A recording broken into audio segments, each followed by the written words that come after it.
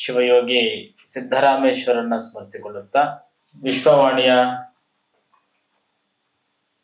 ವಿಶ್ವಮಟ್ಟದ ಸಾಧಕರನ್ನ ವಿಶ್ವ ಪರ್ಯಟನೆಯಲ್ಲಿ ರಷ್ಯಾದ ಮಾಸ್ಕೋಗೆ ಕರೆದುಕೊಂಡು ಬಂದಿದೆ. ಈ ಸಭೆಯ ಪಾವನ ಸಾನ್ನಿಧ್ಯವನ್ನು ವಹಿಸಿಕೊಂಡಿರುವಂತಹ ಹಿರಿಯ ಸಹೋದರರಾಗಿರುವಂತಹ ಶಾಂತವೀರ ಸ್ವಾಮೀಜರ ಅಡಿದಾರೊಳಗೆ ಶರಣಾರ್ಥಿಗಳನ್ನ ಸಲ್ಲಿಸಿ, ಪೂಜ್ಯರಾಗಿರುವಂತಹ ಜಗದ್ಗುರು ಭಗೀರಥ ಮಹಾಸ್ವಾಮೀಜರ ಅಡಿದಾರೊಳಗೆ ಶರಣಾರ್ಥಿಗಳನ್ನು ಸಲ್ಲಿಸಿ, ನಮ್ಮೆಲ್ಲರಿಗೆ ಸಹಜವಾಗಿ ಒಂದು ಆಸೆ ಇರುತ್ತೆ, ಒಂದು ದೊಡ್ಡ ಮಾತು ಕೂಡ ಇದೆ, ನಾಯಕ ದೊಡ್ಡವನಾಗಬೇಕು ಅಂತೇಳಿ. ಸಹಜವಾಗಿ ದೊಡ್ಡವನಾಗಬೇಕೆಂಬ ಹಂಬಲದಿಂದ ದೊಡ್ಡವನಾಗಲು ಸಾಧ್ಯವಿಲ್ಲ ಅಂತೇಳಿ ಎಲ್ಲರ ಅನುಭವಕ್ಕಿರುತ್ತೆ. ಹಾಗಾದ್ರೆ ದೊಡ್ಡವರು ಯಾರು? ದೊಡ್ಡ ಗುಣ ಹೊಂದಿದವನು ದೊಡ್ಡವನಾಗುತ್ತಾನೆ ಅಂತೇಳಿ. ಹಂಗೆ ನಮ್ಮೆಲ್ಲರ ಅನಭಿಷೇಕಸ್ಥ ನಾಯಕ ದೊಡ್ಡವ ಅಂತಂದ್ರೆ ನಮ್ಮ ವಿಶ್ವೇಶ್ವರ ಭಟ್ಟರವರು. ಅವರ ಸಾರಥ್ಯದಲ್ಲಿ ನಾವೆಲ್ಲ ಇಲ್ಲಿ ಸೇರ್ಕೊಂಡಿದ್ದೇವೆ. ಅಂತಹ ಕಾರ್ಯಕ್ರಮಕ್ಕೆ ಆಗಮಿಸಿರುವಂತಹ ಈ ದೇಶದ ಎಲ್ಲ ಮಹನೀಯರಲ್ಲಿ, ನಮ್ಮ ಸಂಗಡ ಬಂದಿರುವಂತಹ ಎಲ್ಲ ಸಾಧಕರಲ್ಲಿ ಶರಣಾರ್ಥಿಗಳು. ಬಹುಶಃ ಭಟ್ಟರ ಜೊತೆಗೆ ಇದು 3ನೇ ಸಭೆ ವಿದೇಶದಲ್ಲಿ. ಅವರು ಸಮಯಕ್ಕೆ ಬಹಳ ಮಹತ್ವ ಕೊಡ್ತಾರೆ. ಎಷ್ಟು ಮಹತ್ವ ಕೊಡ್ತಾರೆ ಅಂತ ಒಂದು ಸಣ್ಣ ಉದಾಹರಣೆ. ಬಹುಶಃ ನಾವೆಲ್ಲಾದ್ರೂ ಹೋದ್ರೆ ಬಂದ್ರೆ ಭಟ್ರು ಚೆನ್ನಾಗಿ ಕ್ಯಾಪ್ಚರ್ ಮಾಡ್ತಾರೆ ಮತ್ತು ಮಾಡಿಸ್ಕೊಳ್ತಾರೆ, ಬಿಡೋದಿಲ್ಲ. ಯಾವ ಒಂದು ಸಣ್ಣ ಕ್ಷಣವನ್ನು ಕೂಡ ಆನಂದಿಸೋದು ಬಿಡೋದಿಲ್ಲ. ನಾವಿಲ್ಲಿಗೆ ಸರಿಯಾಗಿ 4 ಗಂಟೆಗೆ ಒಳಗೆ ಬರ್ಬೇಕಾಗಿತ್ತು. ತಡ ಆಗಿದ್ದಕ್ಕೆ ಬಸ್ ಡ್ರೈವರ್ ಬ್ರೇಕ್ ಹೊಡೆದಿದ್ರಲ್ಲ ಗೊತ್ತಿಲ್ಲ, ಅವ್ರು ಆಗ್ಲೇ ಡೋರ್ ಹತ್ರ ಇತ್ತು, ಗೆಸ್ಟ್ಗಳು ಇರ್ತಾರೆ ಅಂತೇಳಿ. ಆ ರೀತಿಯಾಗಿ ಸಮಯವನ್ನ ಪರಿಪಾಲನೆ ಮಾಡುವಂತಹ ಭಟ್ಟರ ಬಳಗದಲ್ಲಿ ಸಮಯವನ್ನ ಅರ್ಥೈಸಿಕೊಂಡು ಕೆಲವೇ ವಿಚಾರಗಳನ್ನ ವಿನಿಮಯ ಮಾಡ್ಕೊಳ್ತಾನೆ. ಬಹುಶಃ ರಷ್ಯಾ, ನಾನು ನಮ್ಮ ರಾಜು ಸರ್ ಜೊತೆಗೆ ಮಾತಾಡ್ತಾ ಇದ್ದೆ, ಭಟ್ಟರಿಗೂ ಸಹಿತ ಕೇಳಿದ್ದೆ, ನಮ್ಮ ದೇಶದ ಯುಗಗಳ ಇತಿಹಾಸವನ್ನ ಹೇಳುತ್ತಾ ಹೋಗ್ಬೋದು. ರಷ್ಯಾದ ವಿಚಾರಕ್ಕೆ ಬಂದಾಗ ಸಹಸ್ರಮಾನ ವರ್ಷಗಳ ಇತಿಹಾಸವನ್ನ ಪರಿಪಕ್ವವಾಗಿ ಮಾತ್ರ ಕಾಣಲಿಕ್ಕೆ ಸಾಧ್ಯತೆ ಇದೆ. ಆದ್ರೂ ರಷ್ಯಾ ವಿಚಾರಕ್ಕೆ ಬಂದಾಗ ನಮ್ಮ ದೇಶಕ್ಕೆ ಸಹಜವಾಗಿ ನಾವು ಹೇಳ್ತೇವೆ, ಬಹುಶಃ ನಮ್ಮ ದೇಶದಲ್ಲಿ ಜಾತ್ಯತೀತ ಅಂದ್ಕೊಂಡು ಅನೇಕ ಆಂತರಿಕ ಸಂಘರ್ಷಗಳನ್ನ ನಾವು ಕಾಣ್ತೇವೆ. ಭಾರತದ ಮಣ್ಣಿನ ಗುಣ ಇದ್ದ ಹಾಗೆ ರಷ್ಯನು ಕೂಡ ಜಾತ್ಯತೀತ ರಾಷ್ಟ್ರ ಅಂತ ಗುರುತಿಸ್ತಾರೆ. ಕಾರಣ, ಈ ನೆಲದಲ್ಲಿ ನಿಮಗೆ ವಿಶಿಷ್ಟವಾಗಿರುವಂತಹ ಕ್ರಿಶ್ಚಿಯನ್ ಧರ್ಮದವರು ಸಿಕ್ಕರು, ಇದೇನಲ್ಲದ ವಿಶೇಷವಾಗಿರುವಂತಹ ಧರ್ಮ ಸಿಕ್ಕರು ಕೂಡ 78 ಧರ್ಮಗಳಿಗೆ ಆಶ್ರಯವನ್ನ ಕೊಟ್ಟಿದೆ ಈ ದೇಶ. ಒಂದಲ್ಲ ಎರಡಲ್ಲ, ಜಗತ್ತಿನ ಪ್ರಮುಖ 4-5 ಧರ್ಮ ಇದ್ರೂ ಕೂಡ 78 ಸೊಗಡಿನ ಒಂದು ಧರ್ಮಗಳಿಗೆ ಅವಕಾಶವನ್ನು ಮಾಡಿಕೊಟ್ಟಿದೆ. ಅಂದ್ರೆ ಅತ್ಯಂತ ಕಿರಿಯ ಅಥವಾ ಚಿಕ್ಕದಾಗಿರುವಂತಹ ಸಣ್ಣ ಧರ್ಮ ಪರಿಪಾಲನೆ ಮಾಡುವಂತರು ಕೂಡ ಇಲ್ಲಿ ಮಾನ್ಯತೆಯನ್ನು ಮಾಡುವಂತಹದ್ದು. ನಮ್ಮ ದೇಶದಲ್ಲಿ ಇದ್ದಾಗೆ ಅನೇಕ ಜಾತಿಗಳಿದ್ದ, ಧರ್ಮಗಳಿದ್ದ, ಭಾಷೆಗಳಿದ್ದಾಗ ಇಲ್ಲಿ ರಷ್ಯಾದ ಒಳಗಡೆನೆ 50 ಭಾಷೆಗಳನ್ನ ಒಳಗೊಂಡಂತಹ ಒಂದು ಸಮೀಕರಿಸಿರುವಂತಹ ವಿಶಿಷ್ಟವಾಗಿರುವಂತಹ ದೇಶ. ಅದಕ್ಕೆ ಇಲ್ಲಿ ನಮ್ಮ ಗೈಡ್ ಮಾಯಾಂಕ ಹೇಳ್ತಾ ಇದ್ರು, ನೆನ್ನೆ ನೀವೆಲ್ಲ ಗಮನಿಸಿದ್ರಲ್ಲ ಗೊತ್ತಿಲ್ಲ, ಭಾರತೀಯರಿಗೆ ರಷ್ಯನ್ನರಿಗೆ ರಕ್ತ ಸಂಬಂಧಗಳಿಲ್ಲ, ಆದ್ರೆ ರಕ್ತ ಸಂಬಂಧ ಮೀರಿದಂತಹ ಭಾವನಾತ್ಮಕ ಸಂಬಂಧ ರಷ್ಯಕ್ಕೂ ಮತ್ತು ಭಾರತಕ್ಕಿದೆ ಅಂತೇಳಿ. ಬಹುಶಃ ಈ ಒಂದು 8ನೇ ಶತಮಾನದಿಂದ ಕ್ರೋಢೀಕರಿಸಿರುವಂತಹ ರಷ್ಯವನ್ನ ನೋಡ್ತಾ ಹೋದಾಗ ಭಾರತ ಜೊತೆಗೆ ಎಲ್ಲೂ ಕೂಡ ಸಂಘರ್ಷಗಳಿಲ್ಲ ಅಂತೇಳಿ.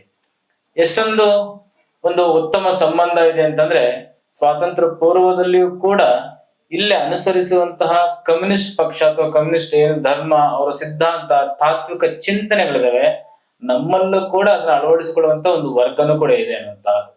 ಎಲ್ಲಾ ದೇಶದಲ್ಲಿ ಇದ್ದಾಗ ಇಲ್ಲಿ ಆಂತರಿಕ ಸಂಘರ್ಷಗಳಿದ್ರು ಕೂಡ ಅದು ಮೆಟ್ಟಿ ನಿಲ್ಲುವಂತಹ ಗುಣಧರ್ಮವನ್ನು ಹೊಂದಿದೆ. ಕಾರಣ, ನಮ್ಮ ದೇಶಕ್ಕೆ ಯಾಕೆ ಪಾಶ್ಚಾತ್ಯರು ಅಥವಾ ಪೌರೋಹಿತರು ಬಂದ್ರು ಒಂದು ಪೂರ್ವ ದೇಶಗಳಿಂದ ಪಶ್ಚಿಮ ದೇಶಗಳಿಂದ ಅಂತಂದ್ರೆ, ನಮ್ಮಲ್ಲಿ ಅಗಾಧವಾಗಿರುವಂತಹ ಖನಿಜ ಸಂಪತ್ತು ಇದೆ ಅಂತೇಳಿ. ಹಾಗೆ ರಷ್ಯಾದಲ್ಲೂ ಕೂಡ ಅಗಾಧವಾಗಿರುವಂತಹ ಖನಿಜ ಸಂಪತ್ತು ಇಲ್ಲಿದೆ. ಈ ಕಾರಣದಾಗಿ ಇಲ್ಲಿ ಅನೇಕ ಜನರು ಫ್ರೆಂಚರ್ ಬಂದಿದ್ದಾರೆ, ಡಚ್ಚರ್ ಬಂದಿದ್ದಾರೆ, ಆಂಗ್ಲರ್ ಬಂದಿದ್ದಾರೆ, ಮಾಂಗೋಲಿಸ್ ಬಂದಿದ್ದಾರೆ. ಅನೇಕ ಜನ ಬಂದ್ರು ಕೂಡ ಇವತ್ತು ನಾವು ಬಹಳ ಸೂಕ್ಷ್ಮವಾಗಿ ಎರಡು ದಿನ ನಾವು ಗಮನಿಸ್ತಾ ಇದೀವಿ. ಅತ್ಯಂತ ಸಾಂಪ್ರದಾಯಿಕವಾಗಿರುವಂತಹ ಜನನೂ ಅಲ್ಲ, ಅತ್ಯಂತ ಅಪ್ಗ್ರೇಡ್ ಆಗಿರುವಂತಹ ಜನನೂ ಅಲ್ಲ. ಒಂದು ಸಮತಾ ಭಾವ ಸಮನ್ವಯತೆನ ಕಾಪಾಡಿಕೊಂಡು ತಮ್ಮ ನೆಲದ ಗುಣದ ಧರ್ಮವನ್ನ ವಿಶಿಷ್ಟ ವ್ಯಕ್ತಿತ್ವನ ಉಳಿಸಿಕೊಳ್ಳುವಂತ ಪ್ರಯತ್ನದಲ್ಲಿ ಯಶಸ್ಸನ್ನು ಕಾಣ್ತಿದೆ ಅಂದ್ರೆ ಅದು ಭಾರತ ಮತ್ತು ರಷ್ಯಾ ಅಂತಂದ್ರೆ ತಪ್ಪಾಗ್ಲಿಕ್ಕಿಲ್ಲ ಅಂತೇಳಿ. ಆ ಹಿನ್ನೆಲೆಯಲ್ಲಿ ರಷ್ಯಾದವರಿಗೆ ಮತ್ತು ಭಾರತದವರಿಗೆ ಒಂದು ರಕ್ತ ಸಂಬಂಧದ ಬಾಂಧವ್ಯವಿಲ್ಲದಿದ್ರು ಕೂಡ ಭಾವನಾತ್ಮಕ ಸಂಬಂಧ ನಮ್ಮ ನಡುವೆ ಬಹಳ ಗಟ್ಟಿಯಾಗಿದೆ ಅನ್ನುವಂಥದ್ದು. ಈ ರೀತಿಯಾಗಿಯೇ ಭಾರತ ಮತ್ತು ರಷ್ಯಾ ಅತ್ಯುತ್ತಮವಾಗಿರುವಂತಹ ಸ್ನೇಹ ಹಸ್ತವನ್ನ ಸದಾಕಾಲ ಚಾಚಿಕೊಂಡು ಬಂದಿದೆ. ಭಾರತದ ಸಂಕಷ್ಟಕ್ಕೆ ಮೊದಲು ನೆನಪಾಗದೆ ಆದಪ್ಪ ಅಂದ್ರೆ ರಷ್ಯಾನೇ. ಹಾಗೆ ಮೊದಲು ಕೇಳೋದಕ್ಕಿಂತ ಮುಂಚೆ ದೊಡ್ಡವರು ಹೇಳ್ತಾರೆ, ಬೇಡದ ಜಂಗಮ ಬೇಡಿಸಿಕೊಳ್ಳದ ಭಕ್ತ ಅಂತೇಳಿ. ಅಂದ್ರೆ ಕೊಡೋರು ತಗೊಳ್ಳೋರು ಹೆಂಗಿರ್ಬೇಕಂದ್ರೆ, ಕೊಡೋರು ಕೇಳೋಕ್ಕಿಂತ ಮುಂಚೆ ಕೊಡ್ಬೇಕಂತೆ, ತಗೊಳ್ಳೋರು ಬೇಡಬಾರ್ದಂತೆ. ಹಾಗೆ ರಷ್ಯಾ ಮತ್ತು ಭಾರತ ಬೇಡದ ಮತ್ತು ಬೇಡಿಸಿಕೊಳ್ಳದ ಸಂಬಂಧ, ಈ ರೀತಿಯಾಗಿ ಭಾವನಾತ್ಮಕ ಸಂಬಂಧ ಗಟ್ಟಿಯಾಗಿರುವಂತದ್ದು. ಅಂತಹ ನಾಡಿನಲ್ಲಿ ನಮ್ಮ ಭಟ್ಟರು ಏನೇ ಮಾಡಿದ್ರು ಕೂಡ ಒಂದು ಟ್ರೆಂಡ್ ಕ್ರಿಯೇಟ್ ಮಾಡೋರು. ಬಹಳಷ್ಟು ಜನ ನಾವು ಹೇಳ್ತಿರ್ತೀವಿ, ಇವತ್ತು ನಿಮ್ ಬಟ್ಟೆ ಟ್ರೆಂಡಿಂಗ್ ಅಲ್ಲಿ ಇದೆಯಲ್ಲ, ನೀನ್ ಮಾಡ್ತಿರೋ ಸ್ಟೈಲ್ ಟ್ರೆಂಡಿಂಗ್ ಇದೆಯಲ್ಲ ಅಂತೇಳಿ.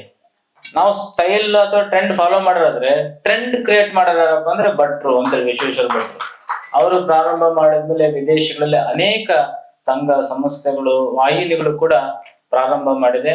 ಹಾಗಾಗಿ ವಿಶ್ವೇಶ್ವರ ಭಟ್ಟರ ಜೊತೆಗಿದ್ರೆ ನೀವು ಹೇಗಿರ್ಬೋದಪ್ಪ ಅಂದ್ರೆ ಎರಡನೇ ಮೂರನೆಯ ಕಾರ್ಯಕ್ರಮ ಅಥವಾ ವಿಚಾರ ಅಂತ ನಂಗಿಲ್ಲ, ಯಾರು ಒಂದು ವಿಶ್ವಕಪ್ ತಗೊಂಡ್ಲಿ ಅಥವಾ ಯಾವ್ದೊಂದು ಪ್ರಶಸ್ತಿ ತಗೊಂಡ್ಲಿ, ಯಾರು ಮೊಟ್ಟ ಮೊದಲಿಗೆ ಯಾರು ತಗೊಂಡ್ರು ಅಂತ ಕೇಳ್ತೀವಿ.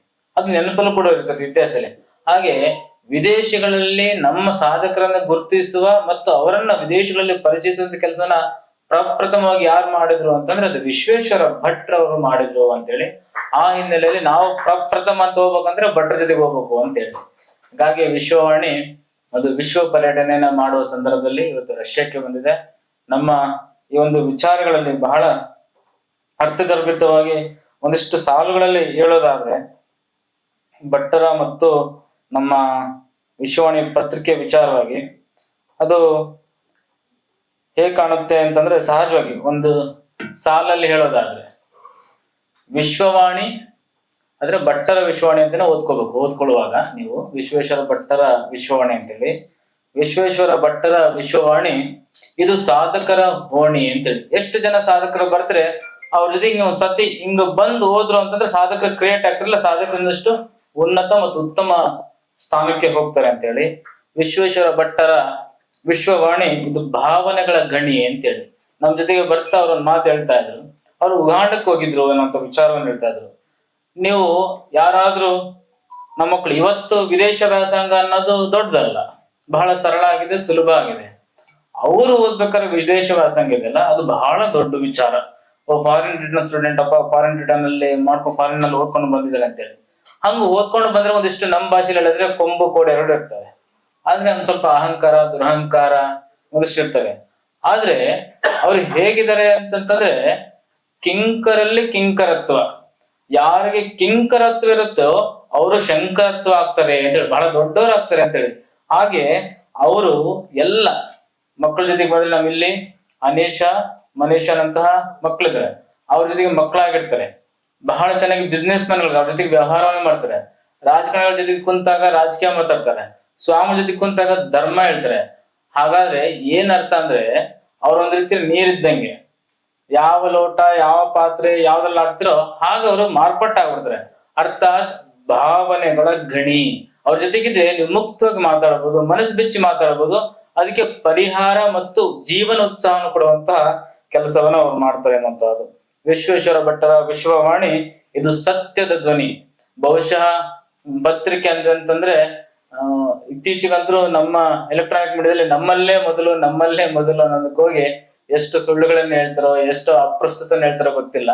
ಅರೆ ನಮ್ಮ ಭಟ್ಟರ ಪುಸ್ತಕಗಳು, ಬರವಣಿಗೆ, ಅವರು ಕೊಡುವಂತಹ ಪಾಡ್ಕಾಸ್ಟ್, ಕ್ಲಬ್ ಹೌಸ್ ಎಲ್ಲವೂ ಕೂಡ ನೀವು ಸ್ವಲ್ಪ ದಿವಸಗಳು ಬಿಟ್ಟು ಹೋದ್ರೆ ಮತ್ತೆ ಹಾಗೆ ದಾಖಲೆ ಉಳಿದಿರುತ್ತೆ. ಆ ದಾಖಲೆ ಸತ್ಯಕ್ಕೆ ಓರೆಚ್ಚಿ ನೋಡಿದ್ರಿ ಅಂತಂದ್ರೆ ಒಂದಿಷ್ಟು ಅಲ್ಲಿ ಕಲಬೆರಕೆ ಇರುವಂತದಿರಲ್ಲ, ಕಲ್ಮಶ ಅಂತ ಇರೋದಿಲ್ಲ, ಎಲ್ಲೂ ಕೂಡ ಒಂದು ಅಮಿಥ್ಯ ಅನ್ನೋದು, ಮಿಥ್ಯ ಅಸತ್ಯ ಅಂತ ಇರೋದಿಲ್ಲ. ಅಲ್ಲಿ ಏನಿರ್ತದೆ, ಕೇವಲ ಸತ್ಯ ಇರುತ್ತೆ ಅಂತ. ಅದಕ್ಕಾಗಿ ವಿಶ್ವವಾಣಿ ಇದು ಸತ್ಯದ ಧ್ವನಿ ಅಂತೇಳಿ. ವಿಶ್ವವಾಣಿ ಎಲ್ಲ ವರ್ಗದವರೆಗೂ ಬೇಕಾಗಿರೋದ್ರಿಂದ ಅದು ರಸಿಕರ ರಮಣಿನೂ ಕೂಡ ಆಗಿರುವಂತಹದ್ದು, ಓದುಗರ ಧಾರಣಿ. ನೀವೇನಾದ್ರೂ 10 ಪತ್ರಿಕೆಗಳು ಹೋದ್ಮೇಲೆ ಮತ್ತೆ ಯಾವ್ದಾರ ಒಂದು ವಿಚಾರ ಓದ್ಬೇಕನ್ಸಿದ್ರೆ ವಿಶ್ವವಾಣಿ ಪತ್ರಿಕೆನ ಮತ್ತೆ ನೀವು ಓದುವಂತಹ ಕೆಲಸವನ್ನ ಮಾಡ್ತೀರಾ ಅಂತೇಳಿ. ವಿಶ್ವವಾಣಿ ಅನೇಕ ಅಂಕಣಕಾರರಿಗೆ ಉಗ್ರಾಣಿ. ಇವತ್ತೇನಾದ್ರೂ ಪ್ರತಾಪ್ ಸಿಂಹ ಅನ್ನೋಂತರು, ಸೂರ್ಯ ಅನ್ನೋಂತರು MP ಆಗಿರ್ಬೋದು, ಅದಕ್ಕೆ ಪ್ಲಾಟ್ಫಾರ್ಮ್ ಕೊಟ್ಟಂತರ ಅಂಕಣಕಾರ ಯಾರು ಕ್ರಿಯೇಟ್ ಮಾಡಿದ್ರಪ್ಪ ಅಂತಂದ್ರೆ ನಮ್ಮ ವಿಶ್ವವಾಣಿಯ ವಿಶ್ವೇಶ್ವರ ಭಟ್ರವರು ಮಾಡಿದಂತ ಹೇಳೋರು. ಯಾವ್ದೇ ಈಗ ವಿಶ್ವವಾಣಿ ಆಗಿರ್ಬೋದು, ಆದ್ರೆ ಅವ್ರು ಎಲ್ಲೆಲ್ಲಿರ್ತಾರೆ ಅನೇಕ ಜನ ಪ್ರತಿಭೆಗಳನ್ನ ಗುರುತಿಸುವಂತಹ, ಸಾಧಕರನ್ನ ಬೆಳೆಸುವಂತಹ ಕೆಲಸವನ್ನು ಅವರು ಮಾಡ್ಕೊಂಡು ಬಂದಿದ್ದಾರೆ ಅಂತೇಳಿ. ವಿಶ್ವವಾಣಿ ಅದು ದಿನಪತ್ರಿಕೆಗಳ ಅಗ್ರಣಿ ಅಂತ. ಅರ್ಥಾತ್ ನೀವು ಮುಂದಿನ ದಿನಮಾನದಲ್ಲಿ 10 ಪತ್ರಿಕೆಗಳಿದ್ದಾಗ ಮೊದಲು ಯಾವ ಪತ್ರಿಕೆ ಓದ್ಬೇಕು ಅನ್ಸಿದ್ರೆ ವಿಶ್ವೇಶ್ವರ ಭಟ್ರು ಎಲ್ಲಿದ್ದಾರೆ ನೋಡಪ್ಪ, ಆ ಪತ್ರಿಕೆ ಓದೋಣ ಅಂತ ಹೇಳ್ತಾರೆ. ಅದು ಮುಂದಿನ ದಿನ ವಿಶ್ವವಾಣಿ ಪತ್ರಿಕೆ ಆಗುತ್ತೆ ಅನ್ನುವಂತಹದ್ದು. ವಿಶ್ವವಾಣಿ ಅದು ಶ್ರೀ ಸಾಮಾನ್ಯನ ಕಣ್ಮಣಿ ಅಂತೇಳಿ. ಇವತ್ತು ಪತ್ರಿಕೆ ಯಾರನ್ನ ಉದ್ಧಾರ ಮಾಡ್ಬೇಕಿದೆ, ಯಾರ ಪರವಾಗಿ ಕೆಲಸ ಮಾಡ್ಬೇಕಿದೆ ಅಂತಂದ್ರೆ ಅದು ಕಾರ್ಯಾಂಗ, ಶಾಸಕಾಂಗ ಅಥವಾ ನ್ಯಾಯಾಂಗ ಮಾಡಿರುವಂತ ಕೆಲಸವನ್ನ ಕಟ್ಟ ಕಡೆಯ ಪ್ರಜೆಯ ಬಗ್ಗೆ ಕೆಲಸ ಮಾಡ್ಬೇಕತ್ತೆ. ಆ ಕೆಲಸವನ್ನ ವಿಶ್ವವಾಣಿ ಮಾಡ್ತಿದೆ. ಅದಕ್ಕೆ ವಿಶ್ವವಾಣಿ ಸಾಮಾನ್ಯನ ಕಣ್ಮಣಿ ಆಗಿದೆ. ವಿಶ್ವವಾಣಿ ವಿಶ್ವೇಶ್ವರರ ಪಾಣಿ ಗ್ರಹಣಿ. ಅರ್ಥಾತ್ ಅವರು ಅದನ್ನ ಮದುವೆ ಆಗಿರೋ, ಇವರೇ ಅದನ್ನ ಮದುವೆ ಆಗಿರೋ, ಒಂದು ಬಹಳ ಚೆನ್ನಾಗಿ ಸಾಂಗತ್ಯ ಅವ್ರ ಮಧ್ಯದಲ್ಲಿ ಪತ್ರಿಕೆ ಜೊತೆಯಲ್ಲಿ ಬರವಣಿಗೆ ಜೊತೆಯಲ್ಲಿ ನಡೀತಾ ಇರುವಂತದ್ದು.